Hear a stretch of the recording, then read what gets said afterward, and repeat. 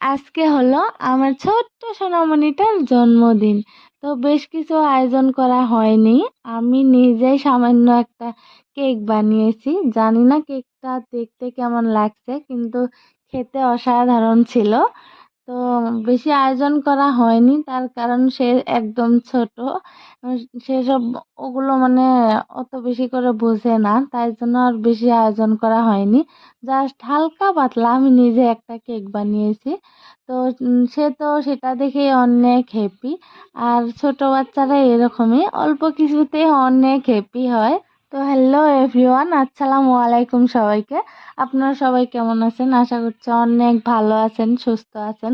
তো আমার মেয়ের জন্মদিন উপলক্ষে আপনাদেরকে বলছি, তো আমার মেয়েদের জন্য দোয়া করবেন সবাই, যেন ভবিষ্যতে মানুষের মতন মানুষ হতে পারে।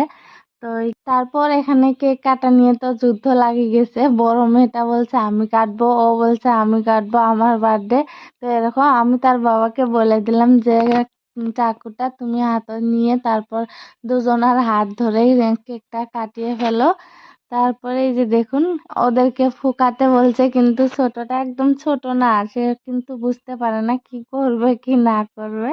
এই যে এখানে ফু দিতে বলছে, ও তার বুবুকে টানছে যে বুবু তুমি ফু দাও।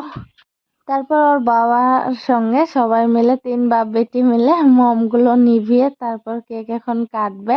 আর আমরা এই তো কয়েকদিন হয়ে গেল সে আমার কোলালো করে এই পৃথিবীতে এসেছে। দেখতে দেখতে তার 3 বছর হয়ে গেল, টেরই পেলাম না। তো সবাই দোয়া করবেন আমার ছোট্ট আম্মুটার জন্য। তো এখন কেক কাটিয়ে সবাইকে খাওয়াই দিবে। সে তো নিজে খাওয়াত ব্যস্ত, মানে ছোট মানুষ কি বলবো। তারপর ওর পাপা ওকে হাতে একটু দিয়ে বলছে আমাকে একটু খাইয়ে দাও আর তোমার বড় পাপ্পাকে একটু খাইয়ে দাও। তারপরে তো সবাইকে একটু একটু করে খাইয়ে দিচ্ছে।